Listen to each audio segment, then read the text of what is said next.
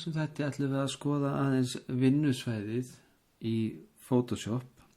Þegar maður opnar Photoshop þá fyrsta sem maður gerir að búa sér til nýtt vinnuskjal og það hægt að gera annars vegar með því að fara í File og velja New. Þá fær maður upp þennan valmöguleika hér sem að gefur manni möguleika á að stilla skjalið, stærð og upplausn. Það einnig hægt að finna hérna forstillingar, bæði sem að henta fyrir vef og prentvinnslu.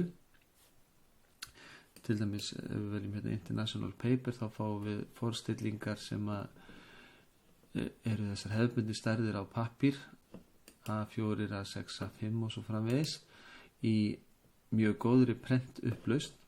Önnur leið einfaldlega að draga inn myndina sem maður ætlar að vinna með. Ef við skoðum verkfærakistun okkar þá hana að finna hérna vinstra megin á skjánum og við getum svona stilt það hvernig við sjáum hana. Við getum séð hana í svona tvöföldum röðum eða þá einföldum. Verkfærin eru flokkuð. Efst hérna eru verkfæri sem maður notar til þess að velja hluta af myndinni og maður notar til þess að skera myndina til. Fyrir neðan það eru verkfæri hérna sem maður notar til þess að mála og lagfæra. Þar fyrir neðan koma verkfæri sem maður notar til þess að teikna og skrifa. Neðst hérna eru svo flýtilegir í liti og verkfæri sem hjálpa manni í vindinu. Höndin til þess að færa sig til og stækkunargleri til þess að því sé inn og út. Og sen maður með aðgengi að litunum hér sem maður að nota. Ef maður velur verkfæri þá koma upp stillingar hér á bakkanum fyrir ofan myndina og þær stillingar eru eingöngu fyrir það verkfæri sem valið hverju sinni. Þannig að þið sjáu að þær breytast ef að ég breyti verkfærinu. Það líka ágætt að hafa í huga að virkni margra þessara verkfæra breytist ef maður heldur inn í alt takkanum til dæmis eða ef maður heldur inn í shift takkanum.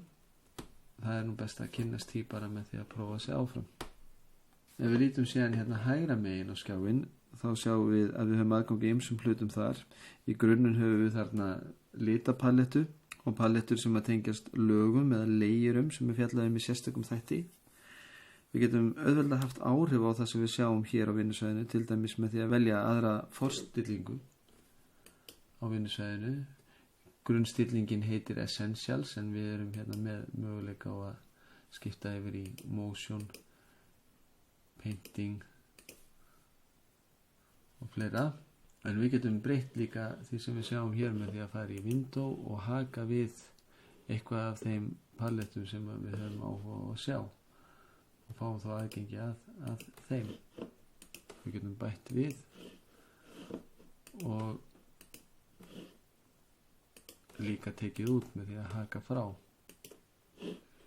Og við getum alltaf komið tilbaka og valið Reset, það vinnusvæði sem maður með valið og þá komumst við aftur í vinnusvæði eins og það var í upphafi. Það rétt að vekja athygli á því að Photoshop hefur ekki undo skipun sem nær langt aftur í tíman. Maður getur raun og veru bara að fara eitt skref tilbaka með því að velja undo. En hins vegar hefur Photoshop svo kallað History sem hægt að opna hér hægra megin hér. Og ef við bara framkvæmum einhverjar aðgerðir hérna, strókum aðeins út og málum aðeins hérna, þá sjáum við að þær aðgerðir bætast hérna við í þennan lista, History lista. Og við getum alltaf farið tilbaka hérna í History. Síðast en ekki síst þá þessi valstíka hérna efst í hugbúnaðnum sem að veitum manni aðgengi að mjög mörgum hlutum. Hér höfum við aðgengi að filterum til dæmis sem maður getur sett á myndina sem breytir henni mikið og það alveg þess virði að fara vel í gegnum þá til þess átt að sjá því hvað hver filter gerir. Við erum hérna með aðgengi að ýmsum svona stillingum fyrir liti og birtu og annars því líkt á myndin okkar. Síðast en ekki síst þá höfum við aðgengi hérna að allskins tólum sem við getum nota til þess að stækka og minnka myndin okkar.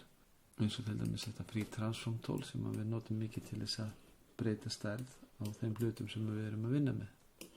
Eins og ég segi áðan, þá eru mörg þessara tóla breyta virkni ef maður heldur inn í alt-takkanum eða shift-takkanum. Shift-takkin gerir það til dæmis að verkum í þessu hérna tóli, free transform tólinu, að hlutinu sem við erum að stækka eða minnka, hann heldur þeim hlutföllum sem að hann hafði í upphafi. Ef við sleppum því að halda honum inni, þá getum við lent í því að toga hlutin og teygja þannig að hann verði óeðlilegur í laginu. Shift-takkin bergar því. Free transform tólið, það er eitt af þeim tólum sem að maður notar hvað mest í vinnu með Photoshop, því að maður er mikið í því að stækka og minnka hluti sem að maður er að nota, sérstaklega þegar maður er að setja saman fleiri en eina mynd.